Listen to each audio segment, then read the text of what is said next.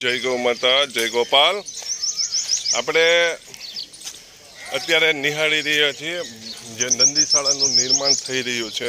તો આપણે આ નંદીશાળાનો શેડ ઓલરેડી અત્યારે તૈયાર થઈ રહ્યો છે। જો એ ડોમ ઓલરેડી બનાવવાની ફૂલ તૈયારીઓ અને ફૂલ કારીગર કામ કરી રહ્યા છે। તો એ ટૂંક ટાઈમમાં આપણે નંદીશાળાનું પણ અહીંયા મસ્ત મજાનું નિર્માણ થવાનું છે।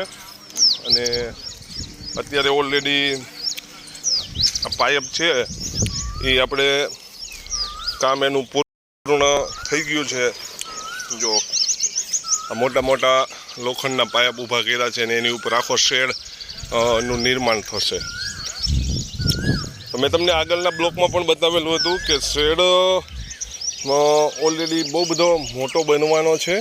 જે નંદી મહારાજ ઓલરેડી 100 થી 150 થી 200 નંદી સમાવેશ થાય ને એવો નંદી મહારાજનો શેડ બનવાનો છે। અને હજી આમાં બ્લોક આગળ હોતા ને અહીંયા પેલું આવશે આખી રેલી, હે આખી રેલી આ પાછળ આખી રેલી આ ચોમાસામાં જે ગૌ માતાને ગ્રાઉન્ડમાં કાઢતા સ્લીપું મારી જાય છે ને ગૌ માતા જે ફસાઈ જાય છે, આપણે ધર્મ કરીને પાપ થઈ જાય છે। તો થોડુંક બજેટનું તંત્ર આઘું વયું જાય, પણ ભગવાન કરે કૃપા બધું પૂરું થશે ઠાકોરજીની। આ પાછળ આખી રેલિંગ થઈ જાય। વરસાદની અંદર ગાઉને આપણે અહીંથી પાછળ કાઢીએ અને પછી સારો બારો કરવો હોય, ગૌશાળા ધોવી હોય, વાસીદું કરવું હોય થઈ જાય, પાછી ગૌ માતાને અંદર લઈ લેવાની। અને ચોમાસું હોય, શાળો ઉનાળામાં પછી ગૌ માતા રાત્રે અહીંયા વિશ્રામ કરે એવું આ આશરો બની જશે। એમ પાછળનો ભાગ આખો આ જગ્યા પણ વધી જશે। આપણે આ શેડ છે આ આગળની જગ્યા કેમ ખુલ્લી રાખી? આગળની જગ્યા એટલે ખુલ્લી રાખી કે ભવિષ્યમાં કોઈ દાતા વધે તો આપણે શેડ બનાવવો પડે એમ જ છે, પણ કોઈ બજેટ પ્રમાણે હાલવું પડે। વધારે ઓવર હાલવી અત્યારે સમયની અંદર તો કોઈ ભેગું થાય એમ નહોતું।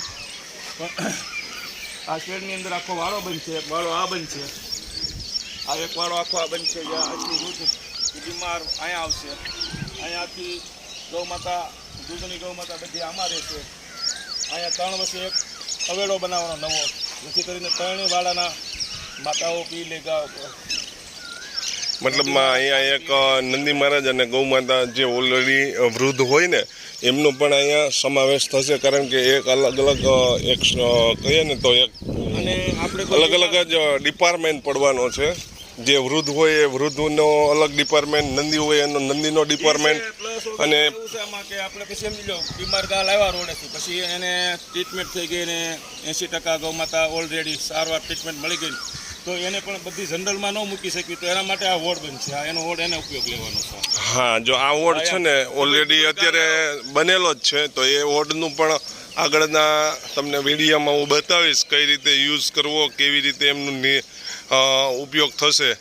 કારણ કે આ જગ્યા એક તો અહીંયા શેડ બની જશે ને તો આ જે સામેની જે જગ્યા છે ને એ વાપરવા મળશે, કારણ કે ઘણી વખત તો ખુલ્લું હોય ને તો એમને અહીંયા આખી જગ્યા એમને મસ્ત મજાનું એન્જોય કરી શકે।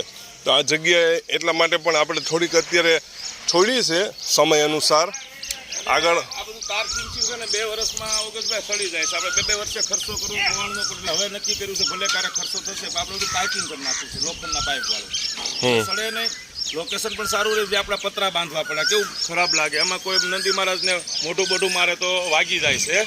2-3 જો હમણાં આપણે નંદી મહારાજ છે ને તારમાં પગ આવી ગયો તો પગ શિરાઈ ગયો છે, તો ધર્મ કરીને પાપ થાય એવું કામ નથી। એ નંદી તો બહુ તેજ છે, પકડવાય નથી દેતો। પગ ફસાઈ ગયેલો હતો અને પગ આખો શિરાઈ ગયો છે અને અઠવાડિયાથી ટ્રીટમેન્ટ ચાલે છે, કોઈને અડવા નથી દેતો, પણ તો બી ડૉક્ટરની ટીમ સારી છે, મહેનત કરે છે, મારઝૂટ ખાઈ લે છે તો બિચારા મૂકતા નથી, એનું યોગ્ય ટ્રીટમેન્ટ થાય છે। એટલે આ પતરાવાળું કામ કરવું છે, એમ કે આમાં વાગે છે ને પતરા સીરી નાખે છે, આમાં પગ ફસાઈ જાય છે, તાર ફિનિશિંગ છે કાપી નાખે છે પગ, સમજ્યા?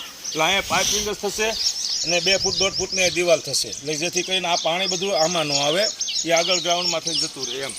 ઘણી વખત કેવું થતું હોય કે નંદી મહારાજનો તો સ્વભાવ કેવો હોય, તો ચીડિયો સ્વભાવ હોય, એકબીજા બહુ ઝઘડા કરતા હોય, તો એમને એ ના ખબર હોય કે આ તાર છે તો આમાં આપણે એમની ઘણી પગ ફસાઈ જતો હોય, અથવા તો ઘણી વખત એમના શરીરમાં પણ ઈર્જા થતી હોય। જો આ તાર ફેન્સિંગ અમે 1.5 વર્ષ પહેલાં કર્યું, પણ અત્યારે ઓલરેડી 0 થઈ ગયું છે। તો હવે જે આગળના સમયમાં છે ને નંદી મહારાજ માટે છે ને થોડુંક વ્યવસ્થિત અને યોગ્ય રીતે જે ઓલરેડી લોંગ ટાઈમ સુધી સારું રહે ને એ રીતનું આયોજન કરવાનું છે।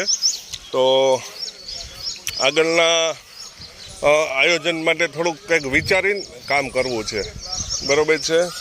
તો આજે આપ નિહાળી રહ્યા છો ગૌમાતા જે ઓલરેડી એમનું ભોજન પણ કરી રહ્યા છે મસ્ત મજાના.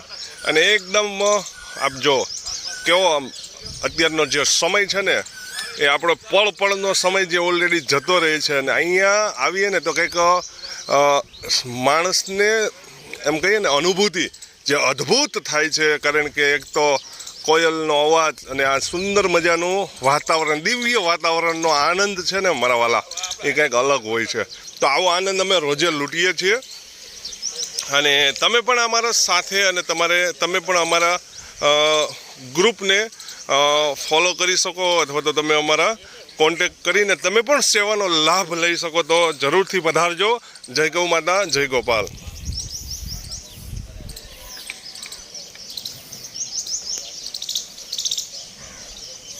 જો ગૌ ભક્તો એકાબીજા ચર્ચાઓ કરે છે.